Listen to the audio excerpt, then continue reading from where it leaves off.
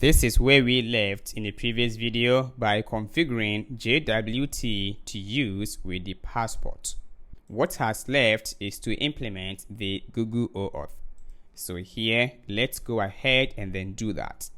Let's bring in passport.use and then as a function call, and this function is going to take in only one argument. So let me expand it and then create instance of the Google strategy. And then as a function call and inside provide an object with the configuration as the client ID. And we will also pass in the client secret. And then the callback URL. Then as a second argument, we're going to pass in a callback function as that, and let's mark this one as an async. Alright, so let's provide these values, and we have them as on the environment variables as Google client ID. So here as process.env, and then .that is supposed to be this one instead. And this one is for the client secret. Use with that.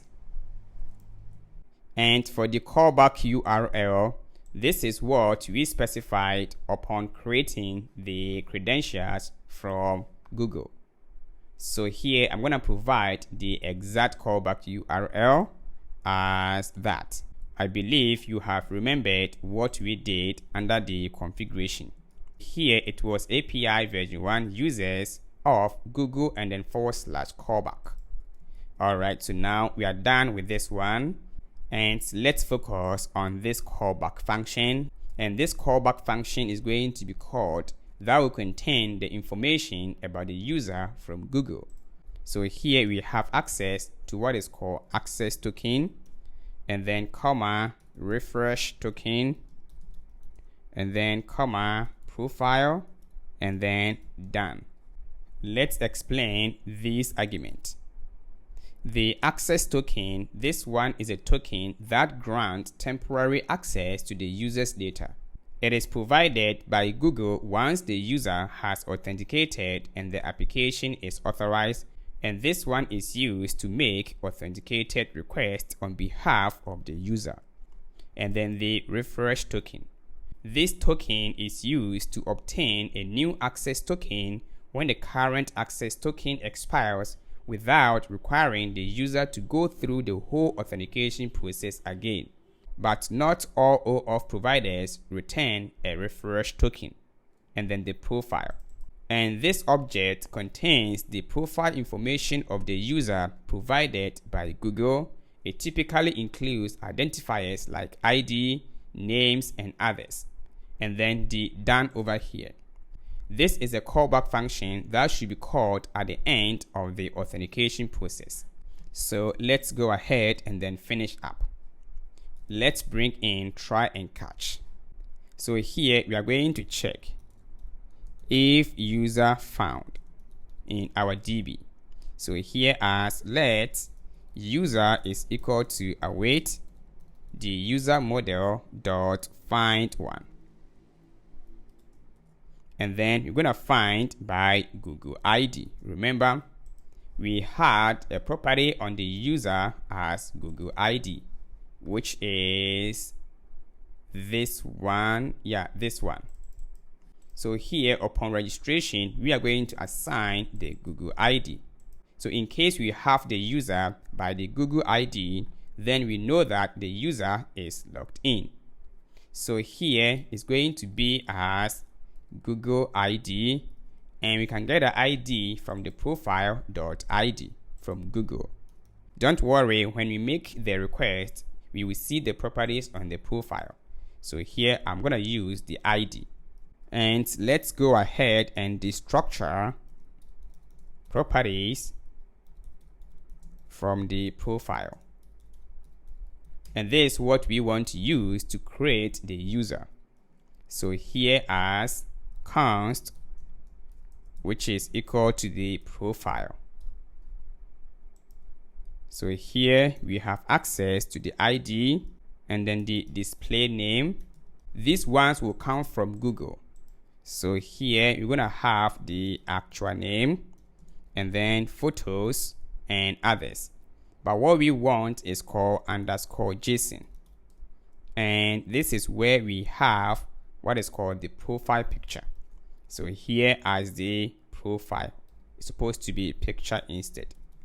Don't worry, when you make the request, you're gonna see all the properties on the profile.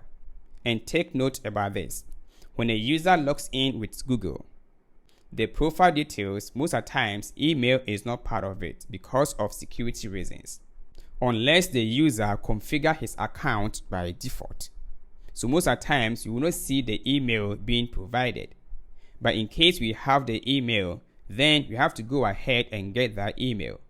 So you will say that check if email exists. And here, I'm going to declare a variable called email, which is by default is going to be empty string. And here, let's check if array dot is array, and on the profile we have what is called dot emails. So let me have some optional chainings here to avoid using AND operator. And then let's use the AND operator here, and then let's check for the profile. Supposed to be inside here as profile dot emails dot length. This is where the email is located. That is why we are making deep nesting grabbing over here. So you will say that if it is more than 0, then we know that the email exists.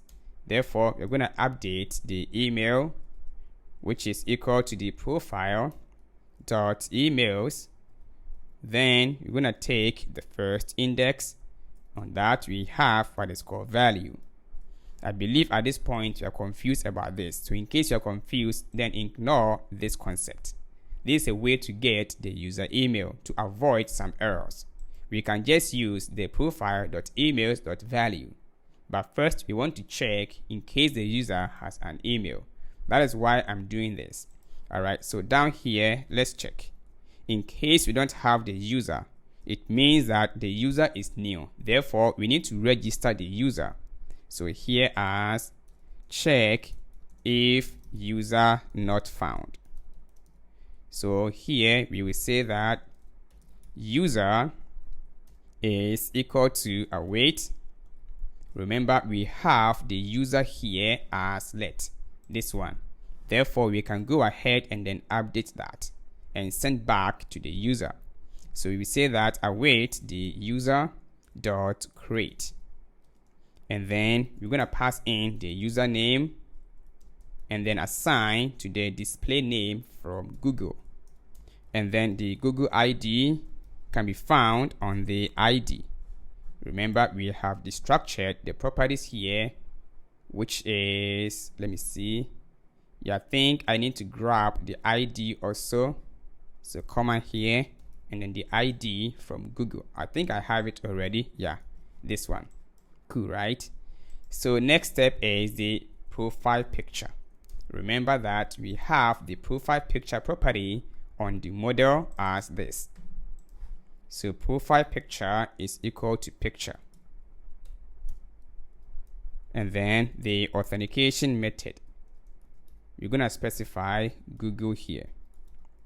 And lastly, we need to return or send back the response back to the user.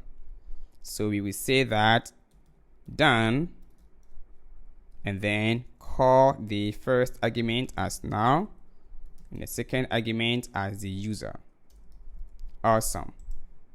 So I think, yeah, let me also create the email. I forgot to assign the email here.